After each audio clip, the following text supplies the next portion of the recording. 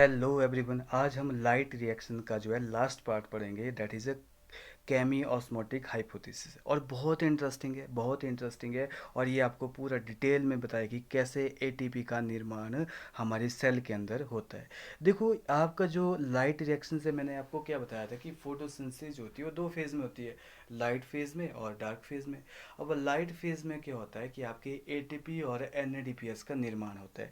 तो ये जो आपका डायग्राम दे रखी है, ये क्या है? ये पूरे के पूरे जो है क्लोरोप्लास्ट के डायग्राम है। मान लो ये क्लोरोप्लास्ट है और ये बाहर क्या है? ये स्ट्रोमा है। ठीक है, ये बाहर क्या है? ये स्ट्रोमा। ये क्या कर रहा है कि एक थाइलेकोइड को रिप्रेजेंट कर रहा है। This is going to represent one thylakoid. और इस थाइलेकोइड में क्या है? आपका फोटोसिस्टम 2 है। यहाँ पे साइटोक्रोम BF6 यानी कि इलेक्ट्रॉन कैरियर है। और आपका जो है मतलब यहाँ पे फोटोसिस्टम 1 जो होते हैं ये थाइलेकोइड मेम्ब्रेन में क्या होते हैं?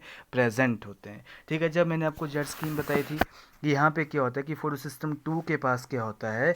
आपकी जो है मतलब यहाँ पे वाटर स्प्लिटिंग होती है। और जिसकी वजह से क्या होता है कि हमारे थाइलेकोइड के ल्यूमन में बहुत ज़्यादा जो होती है यहाँ पे H पॉजिटिव की कंसनट्रेशन जो होती है बढ़ जाती है जब वाटर की स्प्लिटिंग होती है, क्योंकि यहाँ पे 4H पॉजिटिव बनेंगे, ऑक्सीजन रिलीज होगी और साथ में जो होता है इलेक्ट्रॉन बनते हैं, जो कि इलेक्ट्रॉन जो होते हैं वो तो फोटो सिस्टम 2 और 1 में वो सर्कुलेट होते रहते हैं। लेकिन यहाँ पे ल्यूमन में H पॉजिटिव की कंसनट्रेशन बहुत ज़्यादा हो जाएगी, यानी कि ल्यूमन की जो पीएच है वो बहुत ही कम हो जाएगी। पीएच कैसे हो जाएगी? एसिडिक हो जाएगी थाइलेकोइड मेम्ब्रेन में। उसके बाद क्या है? यहाँ पे H पॉजिटिव की कंसंट्रेशन यहाँ बढ़ गई। ठीक है, लेकिन जो साइटोक्रोम BF कम्प्लेक्स है वो क्या करता है? यहाँ इलेक्ट्रॉन क्या कर रहे हैं? वो आपके जेट स्कीम के थ्रू चले हुए यहाँ पे।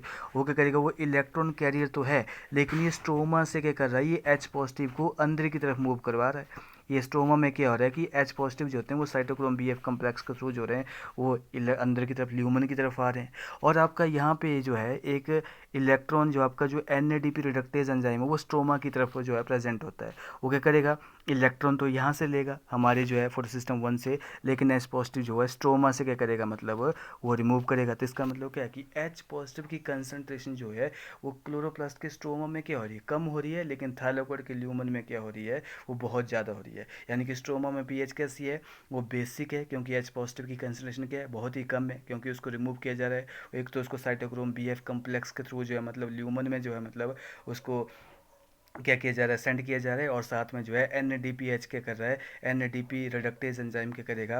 वो H पॉजिटिव के जो आपके स्ट्रोमा में होंगे उनके साथ कंबाइन करके NADPH बना रहा है। ठीक है, अब देखो यहाँ पे आपके ल्यूमन में आपकी H पॉजिटिव की कंसनट्रेशन क्या होगी? है हाई होगी, लेकिन थाइलेकोइड मेम्ब्रेन जो होती है इट इज़ इम्परमिएबल टू किसके लिए इम्परमिएबल होती है? ये H पॉजिटिव के लिए। तो आपके H पॉजिटिव जो होते हैं ये किससे पास करते हैं? आपके CF नोड F1 पार्टिकल से क्या होती हैं? ये पास करेंगे। और जैसे ये पास करेंगे from high to low concentration, high to low concentration, तो आपके जो है ADP जो है वो ATP में चेंज हो जाएगा। तो आपके स्ट्रोमा में ATP बन गया और साथ में NADPS बन गया। तो this is going to represent the chemiosmotic hypothesis. तो इसमें ATP और NADPS का निर्माण कैसे होता है ये आपका बताया, उसको हम स्टडी करेंगे। देखो, let us now try and understand how जो है एक्चुअली जो है आपके जो ATP जो है मतलब सिंथेसाइज किए जाते हैं क्लोरोप्लास्ट में। तो वो कैमियो हाई ऑस्मोटिक हाइपोथेसिस ये शो करती है कि इसमें मैकेनिज्म कौन सा लगता है जो आपके ATP बनते हैं। जैसे रेस्पिरेशन में भी हम यही सेम पढ़ेंगे थ्योरी, वहाँ पे भी ATP का निर्माण होता है हमारे जो है मतलब माइटोकॉन्ड्रिया में। वहाँ पे क्या बनता है कि आपका प्रोटोन ग्रेडियंट बनते हैं और this time these are called as the membrane. लेकिन वहाँ पे क्या है? वहाँ पे माइटोकॉन्ड्रिया, लेकिन यहाँ पे थाइलेकोइड जो होता है इंपॉर्टेंट रोल प्ले करता है ATP फॉर्मेशन में। तो देर इज़ वन डिफरेंस ये है कि यहाँ पे जो है प्रोटोन ग्रेडियंट जो होता है कहाँ पे आपके प्रोटोन की कंसनट्रेशन ज़्यादा होती है? That is in the lumen of thylakoid. लेकिन आपके जो माइटोकॉन्ड्रिया में जब हम पढ़ेंगे तो उसमें आउटर चैम्बर में होते हैं प्रोटोन जो होते हैं वो ज़्यादा कंसनट्रेशन में एकोमुलेट होते हैं। ठीक है, अब देखो लेट अस अंडरस्टैंड कैसे जो है मतलब आपका प्रोटोन ग्रेडियंट जो है बनता है और कैसे जो है मतलब ये ATP की फॉर्मेशन में इंपॉर्टेंट रोल प्ले करता है।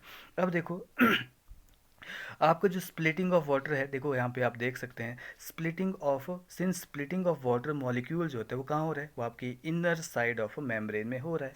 आपके जो स्प्लिटिंग ऑफ वाटर मॉलिक्यूल कहाँ हो रहा है? वो इनर साइड ऑफ मेम्ब्रेन में हो रहा है। ठीक है, तो यहाँ पे क्या होगा? प्रोटोन या हाइड्रोजन आयन जो होते हैं वो कहाँ बनेंगे? वो जो आपके स्प्लिटिंग ऑफ वाटर से बनते हैं वो कहाँ एक्यूमुलेट हो जाएंगे? वो ल्यूमन ऑफ थाइलेकोइड में सारे क्या हो जाएंगे? एक्यूमुलेट हो जाएंगे। तो इसका मतलब क्या है? ल्यूमन में H पॉजिटिव की कंसंट्रेशन नंबर 1 वो काफ़ी ज़्यादा बढ़ गई। चलो एक कंडीशन तो ये हुई। दूसरा, जैसे ही ये इलेक्ट्रॉन जो होते हैं जेड स्कीम से मूव करते हैं डिफरेंट कैरियर मॉलिक्यूल से, जो हम पढ़ चुके हैं नॉन साइक्लिक फोटोफॉस्फोरिलेशन में, जैसे ही मूव करेंगे, as electron move through the photo system 2 से जाएगा, फोटो सिस्टम 1 में जाएगा, तो प्रोटॉन जो होते हैं वो स्ट्रोमा से क्या किए जाएंगे, वो अंदर की तरफ क्या किए जाएंगे, ट्रांसफर किए जाएंगे। तो प्रोटॉन अक्रॉस द मेम्ब्रेन, ठीक है, प्रोटॉन अक्रॉस द मेम्ब्रेन जो होते हैं वो ट्रांसपोर्ट किए जाएंगे। दिस हैपन क्यों, क्योंकि आपको जो प्राइमरी एक्सेप्टर होता है इलेक्ट्रॉन का, जो कि आपके आउटर साइड ऑफ मेम्ब्रेन में जो है मतलब वो प्रेजेंट है, वो क्या होता है, वो आपका जो इलेक्ट्रॉन कैरियर तो है, लेकिन साथ साथ में वो हाइड्रोजन कैरियर भी है। वो क्या है, साथ साथ में जो है आपका हाइड्रोजन कैरियर भी वो है। तो इसका मतलब क्या करेगा, वो हाइड्रोजन कैरियर क्या करेगा, अपने हाइड्रोजन जो होगा साइटोक्रोम बी एफ कम्प्लेक्स को देगा, और साथ में क्या करेगा, ये साइटोक्रोम बी एफ कम्प्लेक्स क्या करेगा, ये हाइड्रोजन जो है स्ट्रोमा से अंदर की तरफ ले आएगा। तो यानी कि अगर पूरा देखा जाए तो आपके थायलाकॉइड के ल्यूमन में क्या हो रहा है कि एच पॉजिटिव की कंसंट्रेशन जो है वो काफ़ी ज़्यादा इंक्रीज हो रही है। तो जैसे इलेक्ट्रॉन्स होते हैं they move through the photo system, proton जो होते हैं they are transported across the membrane, और this happen because the primary acceptor जो होते हैं इलेक्ट्रॉन के, जो कि आउटर साइड ऑफ मेम्ब्रेन में जो है लोकेटेड होता है, ये अपने इलेक्ट्रॉन को ट्रांसफर करता है, not to an electron carrier, वो अपने इलेक्ट्रॉन कैरियर को ट्रांसफर नहीं करेगा, लेकिन साथ में हाइड्रोजन कैरियर को भी ट्रांसफर करेगा। इसलिए क्या करेगा, molecule remove the proton, stroma से एच पॉजिटिव जो आएंगे वो कहाँ चले जाएंगे, थाइलाकॉइड में चले जाएंगे। उसके बाद एक तो आपके H2O की वजह से एच कंसंट्रेशन बढ़ी, एक जो साइटोक्रोम बी एफ की वजह से आपकी जो है मतलब एच पॉजिटिव कंसंट्रेशन जो है ल्यूमन में बढ़ रही है। तीसरा जो है आपके जो N A T P reductase enzyme है, जैसे ही अलोंग द इलेक्ट्रॉन जो होंगे आपके मूव करेंगे, फोटो सिस्टम 1 में जाएंगे, फिर लास्ट में कहाँ जाएंगे, N A D P reductase के पास जाएंगे। और N A D P reductase क्या करता है, ये एन ए डी पी को रिड्यूस करेगा, एच पॉजिटिव जो होगा स्ट्रोमा से क्या करेगा, मतलब कम करवाएगा, क्योंकि आपका जो है बहुत सारे एच पॉजिटिव जो होंगे स्ट्रोमा से क्या करेंगे, वहाँ पे N A D P plus H positive plus electron जो इसके थ्रू आ रहा है उसके क्या करेंगे, ये रिड्यूस करेंगे एन ए डी पी को, और आपके स्ट्रोमा में जो है एच पॉजिटिव की कंसनट्रेशन को कम करेगा, लेकिन ल्यूमन में आपकी कंसंट्रेशन जो होगी वो ज़्यादा हो जाएगी। तो ये तीन ऐसे मैकेनिज्म है जो कि एच पॉजिटिव की कंसंट्रेशन को आपके थाइलाकॉइड के ल्यूमन में ज़्यादा करते हैं, हाई एच पॉजिटिव, और आपके जो है स्ट्रोमा में क्या करेंगे, उसकी पीएच को जो है उसकी पीएच को हाई करेंगे, यानी कि एच पॉजिटिव कंसंट्रेशन को लो करेंगे। ठीक है, ये भी आपने याद रखना है। उसके बाद क्या होता है, उसके बाद देखो यहाँ पे क्या होगा कि हैंस क्लोरोप्लास्ट के अंदर क्या होता है, प्रोटॉन जो होंगे स्ट्रोमा में decrease in number, obviously stroma में डिक्रीज हो रहे हैं, लेकिन ल्यूमन में क्या हो रही है, आपके प्रोटॉन की एकोमुलेशन हो रही है। ठीक है, और this create a proton gradient, यानी कि ल्यूमन में क्या है, high concentration of H positive है, लेकिन स्ट्रोमा में क्या है, आपकी जो मतलब low concentration of H positive है। ल्यूमन के अंदर पीएच कैसी है, एसिडिक है, ठीक है, उसकी पीएच में कमी आती है। तो अब क्या होगा, दिस ग्रेडियंट जो होता है ये इंपॉर्टेंट है, क्यों, क्योंकि इसी से भी होगा आपका एटीपी का निर्माण होगा। ठीक है, अब क्या होंगे, जो आपके एच पॉजिटिव होंगे वो क्या करेंगे, वो membrane, this gradient is broken down due to movement of proton across the membrane through transmembrane channel that is called as the C F node और सी एफ वन पार्टिकल जो होते हैं, ये सारे के सारे प्रोटॉन जो होते हैं किसके थ्रू मूव करेंगे, अब जो होते हैं ये इसके थ्रू मूव करेंगे बाहर की तरफ, from high to low concentration, और जैसे ही ये मूव करेंगे यहाँ पे एटीपी का निर्माण होगा। ठीक है, तो यहाँ पे एटीपी का निर्माण होगा। तो क्या है, यहाँ पे एटीपी सिंथेज एंजाइम जो होता है इसके दो पार्ट होते हैं। ठीक है, ये थाइलाकॉइड मेम्ब्रेन में प्रेजेंट होता है। एक होता है सी एफ नोड, जो कि थाइलाकॉइड मेम्ब्रेन में क्या होता है, धंसा हुआ होता है, एम्बेडेड होता है, जो कि एक ट्रांस मेम्ब्रेन चैनल बनाता है। ठीक है, और वो क्या करेगा, वो फैसिलिटेट डिफ्यूजन करेगा प्रोटोन अक्रॉस द मेम्ब्रेन में। ठीक है, फैसिलिटेट डिफ्यूजन करेगा, और आउटर पोर्शन क्या होता है, वो सी एफ वन पार्टिकल होता है, जो क्या करता है, थाइलाकॉइड मेम्ब्रेन के बाहर की तरफ क्या होता है, प्रोट्रूड होता है। This is called as a C F node.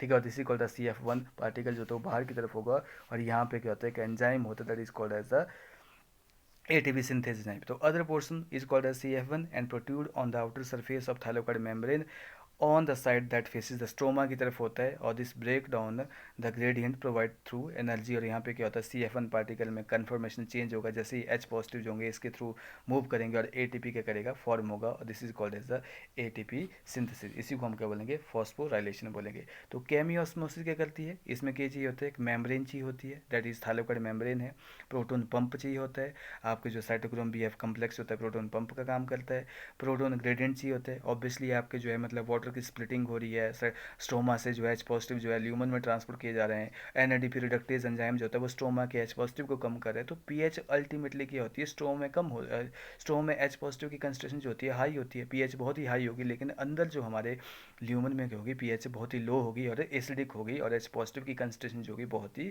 ज़्यादा होगी, ठीक है। तो energy is use to pump proton across the membrane to create gradient और high concentration of proton within thylakoid membrane, और जिसकी वजह से क्या होता है आपकी थैलेकोइड मेम्ब्रेन के अंदर क्या होता है, हाई एच पॉजिटिव की कंसंट्रेशन होती है, और जब एच पॉजिटिव की कंसंट्रेशन हाई होती है इसका मतलब पीएच कम हो रही है, एसिडिक पीएच कम होती है, ठीक है।